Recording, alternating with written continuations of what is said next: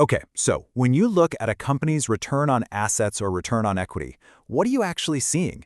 Are you seeing brilliant, top-tier operational efficiency, or are you just looking at a mountain of debt that's artificially propping up the numbers?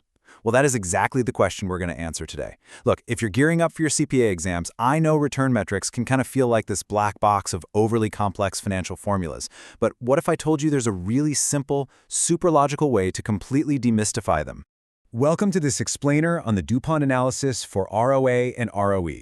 Honestly, I'm incredibly excited to guide you through this material today, because once you actually get the DuPont model, it stops being this terrifying equation you just have to blindly memorize.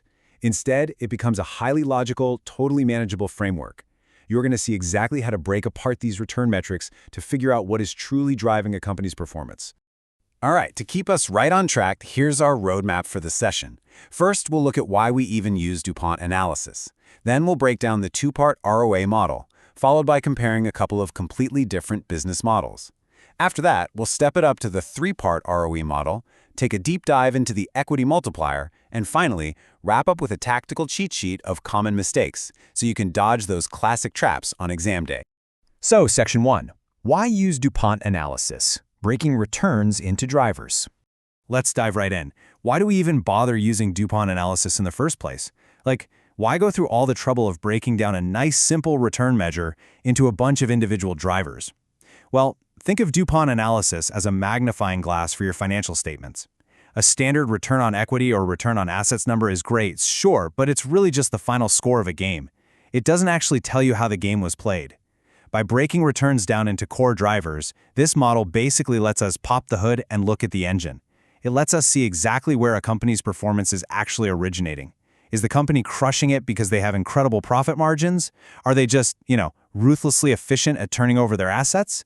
Or, and this is a big one, are they heavily relying on financial leverage to just boost their numbers? DuPont Analysis gives us the answers to all of that. Moving right along to Section 2, the two-part ROA model, splitting the engine.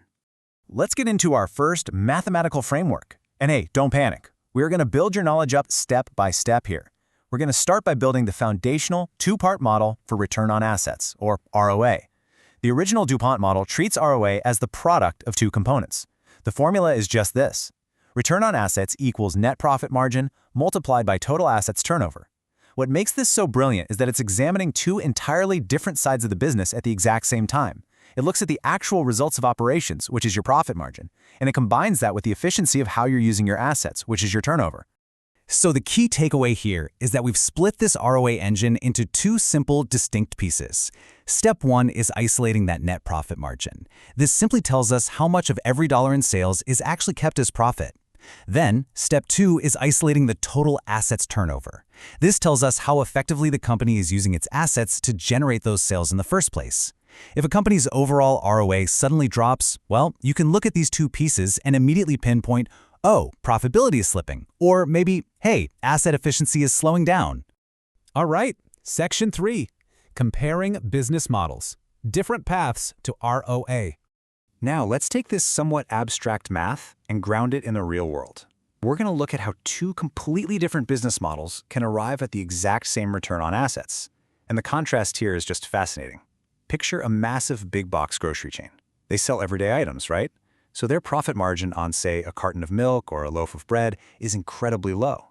But they have vastly high asset turnover because thousands of people are walking through their doors every single day buying up that inventory. Now, on the flip side, picture a high-end luxury jeweler. They might only sell, one diamond necklace a week. So their asset turnover is agonizingly low. However, the markup on that single necklace is massive, which gives them a very high profit margin. So despite taking completely opposite paths, one relying heavily on volume, the other totally relying on margin, both of these retailers can ultimately report the exact same ROA. Honestly, keep this classic comparison in mind. It is a fantastic mental anchor for when you're sitting in that exam room. Next up, Section 4, the three-part ROE model, adding the multiplier. Okay, let's see how this builds. We've got our solid ROA foundation. Now we're going to step up to the return on equity model, or ROE. Using the DuPont ROE equation, we simply adapt our previous formula into a three-part model. So read it with me. Return on equity equals net profit margin multiplied by assets turnover multiplied by the equity multiplier. Notice anything? Yeah, the first two components are exactly the same as our ROA formula. We've literally just added one final gear to our engine, the equity multiplier. Let's stack these three components up to see the full, big picture of what ROE is actually measuring. First, the margin evaluates the company's efficiency in generating earnings from its sales. Second, the turnover evaluates the company's efficiency in using all its resources to generate those revenues. And third, our brand new addition, the multiplier, measures the company's financial leverage. This three-part formula is just incredibly powerful because it so cleanly separates operations, efficiency, and financing. Which brings us to Section 5, the equity multiplier, the power of leverage.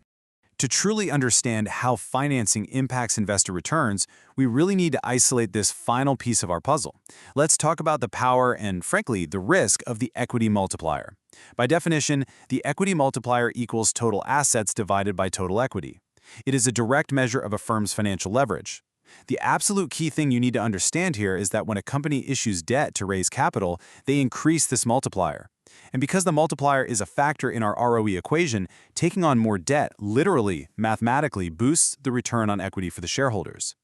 And this brilliantly illustrates the whole concept. Just look at the balance of debt and equity on this seesaw. As a business leans heavier into debt financing, it completely shifts the capital structure. That debt allows them to acquire way more assets without having to ask shareholders for a single dime of extra money. This expands the asset base relative to the equity base, which drives the equity multiplier higher. And sure, it makes the final ROE look fantastic. But remember, leverage is a massive double-edged sword. Yes, it boosts returns, but it also heavily amplifies risk. Simply because those fixed debt costs, yeah, they have to be paid regardless of how well the company's actual operations are performing. Section 6. Common mistakes. Your tactical exam cheat sheet. All right, let's bring it all together. We are officially shifting gears into full-on coaching mode now. As you prep for your exam, look, it's not just about memorizing the formulas. It's about spotting and avoiding the traps. So, here are your most common red flags. First off, do not mix up the ROA and ROE formulas. Remember, ROA is our two-part engine, ROE is the three-part engine. Second, never, ever forget what the equity multiplier represents. The second you see a question about financial leverage, your brain should immediately link it to the equity multiplier. And third, and this is probably the most common trap of all, failing to interpret the why. If an exam question tells you a company's ROE jumped from year 1 to year 2, don't just calculate the math and move on. Look at the drivers. Did it increase because they actually became more profitable, or did it jump simply because they took on a massive mountain of debt? Identifying these traps is absolutely the key to passing. So, are you ready to crush this exam? I think you are. After breaking down the drivers of margin, turnover, and leverage, you now have the structure and the logic to conquer these questions. The DuPont model is your new secret weapon. But I want to leave you with this.